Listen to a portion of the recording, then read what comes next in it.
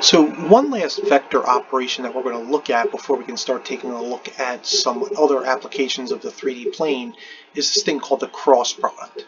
The cross product, sometimes called a vector product, is used to find another vector that's going to be orthogonal to both or two other vectors in space.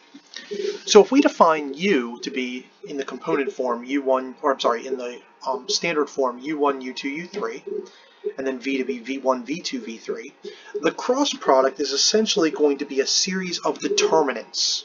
Okay, so now I'll show you an example of how to compute this really easily. But u cross v is going to be as a formula, and if that helps to memorize a formula, that's fine too. u2 v3 minus u3 v2 I minus u1 v3 minus u3 v1 j plus u1 v2 minus u2 v1 k.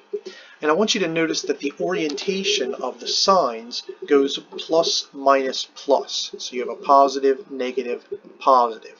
So keep that in mind when you're computing. Right? As I said before, another way to write this is to put it into a determinant form. So, and I'll show you that in a moment when we try to compute one of these types of problems, just the cross product. And so a determinant, essentially what you do is you just multiply the two numbers diagonally going down first, and then to that you add the other two numbers inside the determinant, or the other two terms inside the determinant going up. All right, so you go down first, then you go up, and then you add those together. All right, so it's actually not too bad. It's just a straight computation for those of you that have never computed a cross product before. There are some properties of the cross product, right? One of which is that they're not quite commutative. Okay, u cross v is almost equal to v cross u, except it's going to be the opposite. Okay, so be careful when you're computing those, just because you get an opposite. It is distributive. So u cross v plus w is u cross v plus u cross w. Scalar multiplication works nicely with it. So you could multiply the scalar by the first or the second vector and still get the same result. If you cross with the 0 vector, you get 0. If you cross a vector with itself, you get the 0 vector. And then finally, the dot product is another one of those functions to where it could be associative. So u dot v cross w is equal to u cross v dot w. Right? Some geometric properties. As we already stated before, the cross product is going to be a perpendicular vector to two other vectors, u and v. Right? The magnitude of u cross v is equal to magnitude u times magnitude v times sine of theta. And we can very easily prove that just by going through and looking at some basic trigonometry. U cross v is equal to w only if u and v are scalar multiples of one another, or in other words, they're parallel. And then finally, one of the nice properties of this is that if u and v are adjacent sides of a parallelogram, the magnitude of u cross v is going to be the area of that parallelogram. Right? There is something called a triple scalar product. Triple scalar product is given that if you have three vectors, u, v, and w, then that's u dot v cross w, or, as we just saw, u cross v dot w, and that's equal to a determinant as such, so it's basically a 3 by 3 determinant.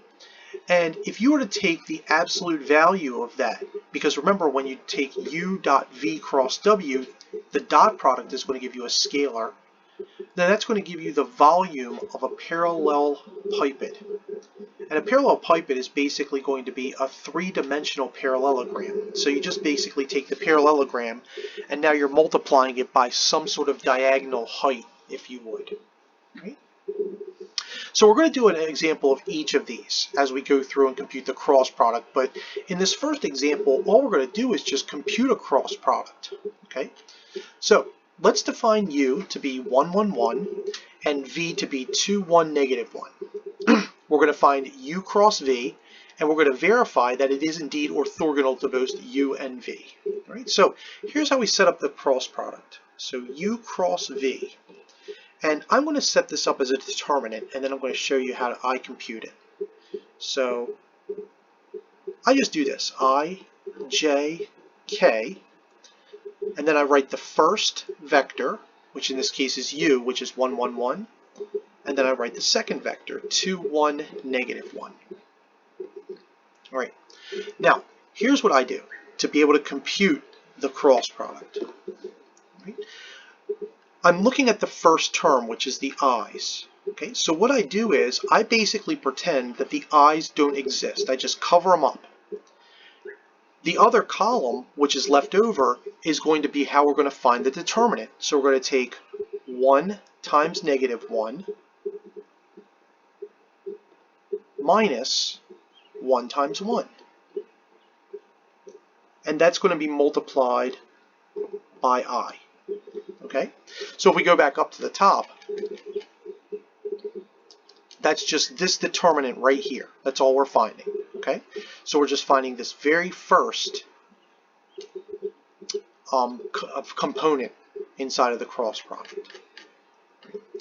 Minus, so that one's done. So I'm just going to go through and erase this.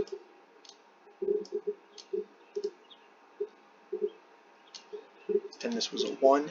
Now to find the j, I'm going to pretend j doesn't exist. Okay, so cross out j. Remember the second term is negative, so I'm going to take 1 times negative 1 minus 2 times 1. And that's going to be the coefficient of the j component. Okay. To figure out what k is, now we get rid of this. I'm going to cover up k, so we pretend that that doesn't exist. And then we're going to multiply 1 times 1, subtract 2 times 1. So that's going to be 1 times 1 minus 2 times 1, and that's going to be our k component. All right, so now we're done, and we compute, and we just simplify each of those to get the cross product. Okay, so the cross product is going to be minus 2i minus, so this just becomes a negative 3, so you have minus a minus 3, so that becomes plus 3j, and then finally negative 1k, or just minus k. Right? So that's our cross product. And again, this is a vector that's orthogonal to both vectors u and v. Now, the other part of this problem asks us to be able to verify that. To be able to verify that it is indeed orthogonal, we could take the dot product, okay? And you might remember in the previous section that if the dot product between two vectors is 0, those two vectors are indeed orthogonal, okay? So let's do it. Let's find u dot u cross v. Now remember, u was 1, 1, 1. Okay, so it's going to be 1 times negative 2 plus 1 times 3 plus negative 1 times 1. So we get negative 2 plus 3, which is 1. 1 minus 1 is 0. All right, so that shows that u is indeed orthogonal to u cross v. However, that doesn't necessarily show that v is. Okay, so let's compute v now. V dot u cross v. Okay. And that's going to be equal to, so remember v was 2, 1, negative 1.